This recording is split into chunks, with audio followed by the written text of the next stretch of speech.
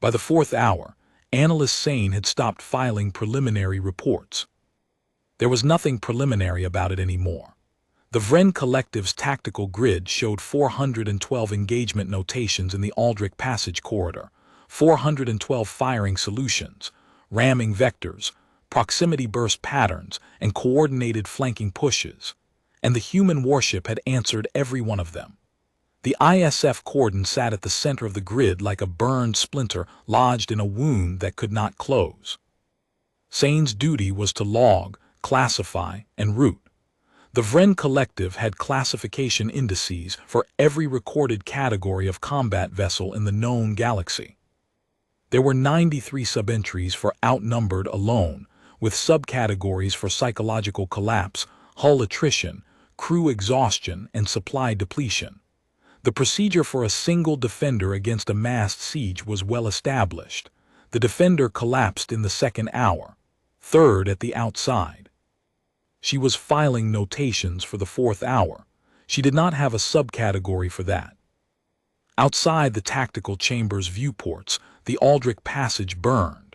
It was a narrow gravitational lane between two collapsed stellar bodies, the only viable FTL corridor through this sector, and the Vrenn fleet had sealed it at both ends with 11,000 hulls. The cordon had been caught mid-transit. It had nowhere to go.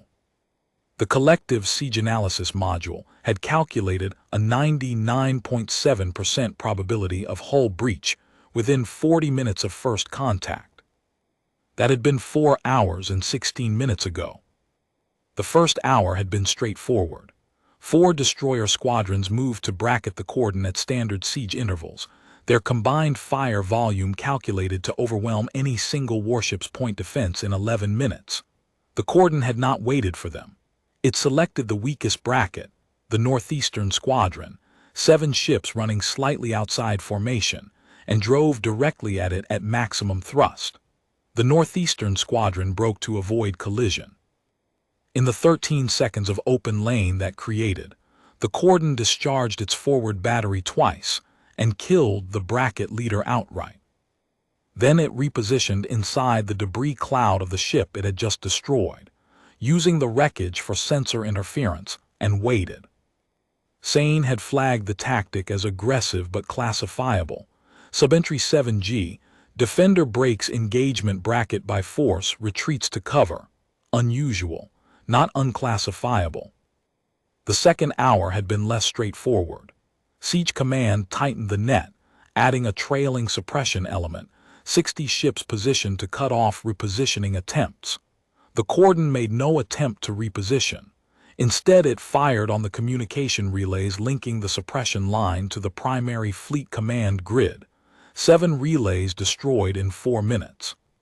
The suppression element, cut off from coordinated fire orders, attacked the debris field from 4 angles simultaneously on local initiative. The cordon moved through the resulting crossfire, while the suppression element's own weapons struck adjacent hulls. 31 Vrenn ships fired on friendly hulls before command could issue a stand-down order. Sane had not had a sub-entry for that at all. Revised projection, said Coordinator Vrenn, standing at the primary analysis station. He was reading from a data slate with the expression of someone who had found an arithmetic error in a foundational text. The siege module is returning non-standard results. What kind of non-standard results? Sane asked. The kind that cannot be filed under any existing category. He held out the slate. It keeps routing the engagement pattern to anomalous outcome, requires manual review. It has routed it there 44 times in the past 3 hours. Sane took the slate. The tactical feed from the cordon's engagement zone was dense engagement vectors, energy expenditure logs, hull stress projections, and across 4 hours it told a story that made no sense in the collective's lexicon. The human warship was not trying to break the siege. It was not attempting FTL escape. It had not transmitted a distress signal. It was simply fighting, methodically.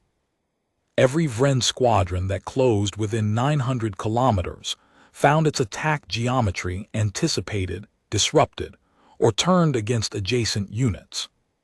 3 times, Vrenn's ships had been destroyed by redirected energy from their own weapons. The cordon was not defending, it was making the siege expensive. "Who is the commanding officer?" Sane asked. Vrenn pulled the intercept file. "Captain Dara H. Sin, 26 standard years, Terran Fleet certified at 22, the youngest on record for a Thornwall line escort designation." He paused. "There are no further entries. The file says he has never lost a ship. We did not find that entry credible before today." On the tactical feed, a formation of 60 Vrenn destroyers executed a hammer approach on the cordon's port quarter. It was a textbook compression attack, the kind that collapsed defensive envelopes by forcing the defender to choose between 2 threats simultaneously. It had worked on every vessel Sane had seen it applied against. The cordon accelerated into the near edge of the formation rather than away from it, and the lead 7 destroyers scattered to avoid collision. In the 17 seconds of formation disruption that followed, the cordon's rail battery discharged 3 times. 5 destroyers stopped responding. The remaining 53 reformed out of effective range, and the hammer approach notation was added to the archive under a new subcategory: "Do not repeat." Sane stared at the replay. The move had not been desperate. That was the word that kept surfacing in her analysis, the word that the siege module could not file correctly. A cornered ship fought desperately, weapons on maximum discharge, unpredictable vectors, crew decisions driven by panic. The cordon did not fight desperately. It fought precisely. Every action had a cost-benefit architecture that Sane could reconstruct in hindsight but could not predict in advance, because the underlying calculus was not defensive. Captain H. Sin was not calculating how to survive the next 10 minutes. He was calculating how to make the next 10 minutes intolerably expensive for the 11,000 ships surrounding him. "He's treating it as a trade," she said. Vrenn looked up. "Sir. He is not trying to win the siege. He knows he cannot win the siege." She set the slate down. "He is setting a price. Every hour we spend here, every hull we lose, every formation he disrupts, that is the price he is charging us for this corridor. He intends us to decide it costs too much." The chamber went quiet. Sane could hear the ventilation system, which she had never noticed before. "That is not a viable strategy," Vrenn said finally. "We have 11,000 vessels." "He knows that too." She looked at the feed. "Log the revised projection under holding action category error. We may need it again." The 5th hour began with a coordinated strike from 3 vectors simultaneously. The Vrenn fleet's designated collapse pattern, reserved for targets that had resisted standard engagement beyond expected parameters. 480 ships. The collective had never needed to apply the collapse pattern to a single hull before.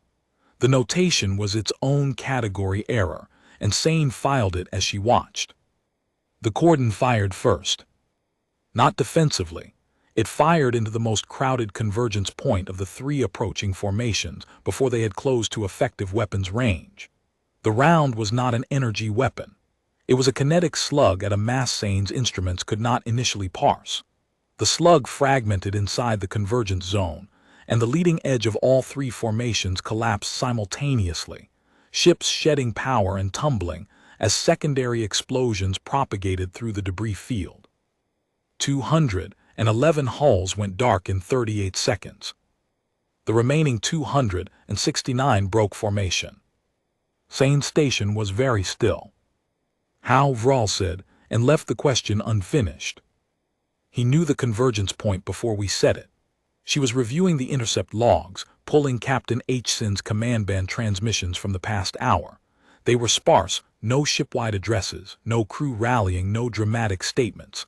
The intercepts showed navigational adjustments, weapons load confirmations, a single line about power routing to the forward rail battery, and one sentence she could not immediately classify: "Hold the line until they understand." That was all. He had been telling his crew something she was only now beginning to understand herself. He was not going to win. He knew he was not going to win. 11,000 ships would eventually run the arithmetic in his favor. Even at current attrition rates, the Cordon's hull could not sustain another 6 hours of engagement. The weapon's load would deplete. The crew would reach exhaustion thresholds. The ship would fall. Captain Hsin knew all of this. He had positioned himself inside it and made it a weapon. "He's going to hold this corridor until command reviews the cost," Sane said. "He's buying time for something." Vrenn checked the long-range communication intercepts. His expression shifted. "There is a fleet movement signature registered in the Colress system, 3 hours out." He looked up. "Terran." Sane did not respond immediately. She was watching the tactical feed, where the Cordon had repositioned again, not to escape, but to a new firing angle on the reformation of the destroyer groups at the passage's southern terminus. The ship moved with a quiet economy that she found almost unbearable to watch. It had taken 11,000 ships 4 hours and 40 minutes to understand what it was dealing with, and it was still holding. "He knew they were coming," she said. "He knew from the first moment. He held this corridor knowing they were 3 hours out, knowing what it would cost his crew, knowing he would not have enough hull left to see them arrive." "Then why?" "Because somebody had to." She said it without heat, without drama, the way an analyst states a measurement. "Because the corridor had to be held, and he was the one holding it. That is the complete analysis." The intercept log updated. Captain Hsin had transmitted one burst to Fleet Command at hour 4 and 50 minutes. She read it. Then she read it again. The transmission was 11 words. "Aldric Passage still clear. Send them through when you're ready." It did not mention the 5,041 Vrenn vessels that had gone dark over the course of 5 hours. It did not mention the Cordon's hull status or the crew's condition. It stated the corridor's status and gave the incoming fleet a clean entry vector. No call for support. No damage assessment. No request for orders. Just the corridor's status and an invitation. That was all. Sane filed it. She had to create a new category to do so: transmission, terminus hold, category outstanding. She did not like the word outstanding. It was a measurement word, not an assessment word. But the collective's lexicon had no better option for a single line that carried 5,000 dark hulls behind it in silence. Siege Command issued 3 more assault orders in the hour that followed. The first 2 failed in the same manner as everything before them. The Cordon anticipated the vectors, used the geometry against itself, and sent the formations home smaller than they had arrived. The third assault never fully formed. After the lead elements reached 500 kilometers and received fire before they had completed their approach run, the remaining ships declined to advance. Sane logged the entry as "Formation refused engagement order." She had never logged that before. She was not sure anyone in the collective had. The 6th hour brought the Terran fleet. Not 1 or 2 hulls. The long-range sensors logged 480 Terran warships dropping out of FTL transit at the passage's eastern approach. The formation was not chaotic. It was layered. Heavy dreadnoughts at the van, destroyer screens fanned wide, carrier elements already deploying strike wings. A fleet that had been positioned and waiting for the corridor to be clear. The Vrenn Siege Command issued the withdrawal order 40 seconds after the Terran fleet appeared on sensors. 11,000 ships had gone into the Aldric Passage. 6,019 came out. Sane watched the ISF Cordon through the entire withdrawal. It did not pursue. It did not accelerate. It held position at the corridor's midpoint, where it had been for 6 hours, and the incoming Terran fleet parted around it like a river parting around a stone. She got one clear sensor read on the hull before the Terran formation closed around it. The Cordon had taken 41 direct hits. Its port rail battery was offline. 2 engine clusters were running at partial thrust. Hull integrity across the forward sections was at 31%. By the Vrenn Collective's damage classification index, a hull with that profile should have withdrawn from combat 6 hours earlier. It had not. She pulled up Captain Hsin's file again and held it open for a moment before closing it.